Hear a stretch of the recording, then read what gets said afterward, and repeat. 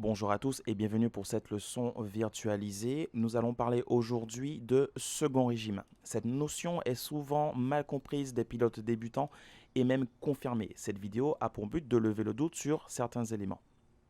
Pour commencer, nous allons analyser ce graphique sur lequel figurent deux courbes, la courbe de puissance utile et de puissance nécessaire. Vous avez en abscisse la vitesse et en ordonnée les valeurs de puissance. Commençons par la courbe de puissance utile.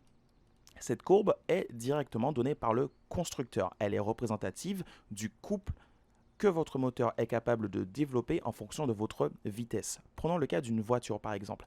Si vous êtes à 0 km/h et que vous appuyez à fond sur l'accélérateur, vous sentirez une forte accélération.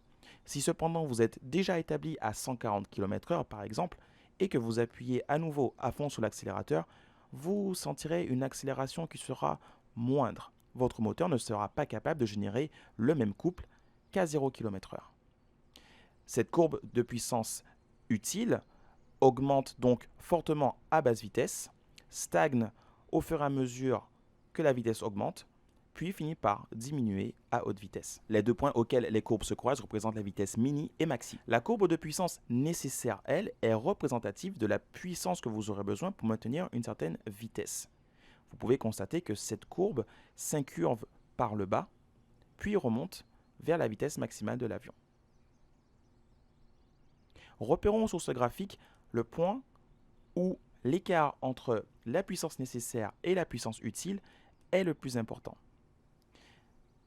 Traçons une ligne verticale. Cette ligne représente la démarcation entre la phase de second régime qui est à gauche et la phase de premier régime qui est à droite. Cette ligne de démarcation représente environ 1,3 de VS sur notre avion, soit environ 60 nœuds.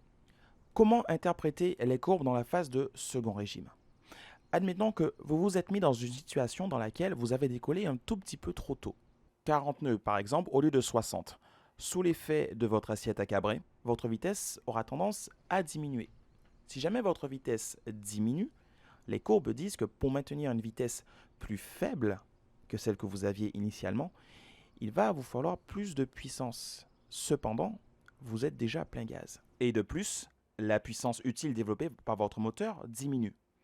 Votre vitesse va donc continuer à chuter et vous allez finir par décrocher. Vous n'êtes donc pas en situation d'avenir.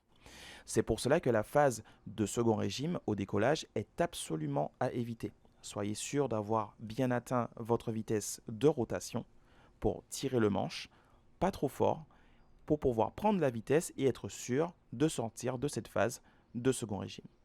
Cette phase de second régime est donc dite instable. Plus votre vitesse diminue, plus vous aurez besoin de puissance pour pouvoir maintenir une vitesse qui sera plus faible. Nous sommes à bord d'un Cessna 172 SP établi sur la piste 33 gauche de l'aérodrome de Le Puy-Loud Lima Fox Hotel Papa. Cet aérodrome est à une altitude de 2700 pieds et nous sommes à masse maximale. Nous allons simuler un décollage à une vitesse beaucoup trop faible et une entrée dans la phase de second régime pour voir comment l'avion réagit. C'est parti.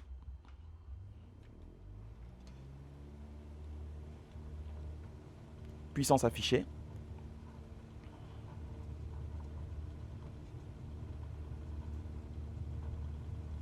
Vitesse vérifiée. Rotation. L'alarme de décrochage se déclenche instantanément. Vous pouvez constater que si vous continuez à tirer sur le manche, votre vitesse va continuer de diminuer. Vous êtes déjà à puissance maximale, vous ne pourrez donc pas faire votre vitesse accélérée. Votre seule solution est de maintenir un palier ou de vous reposer sur la piste pour prendre de la vitesse. Vous devez absolument sortir de cette phase de vol, sinon vous risquez de décrocher.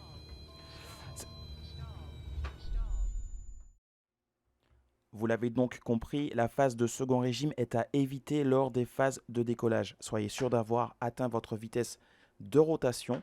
Ne tirez pas trop fort sur le manche pour être sûr que votre avion accélère et soit hors de portée de cette phase de second régime.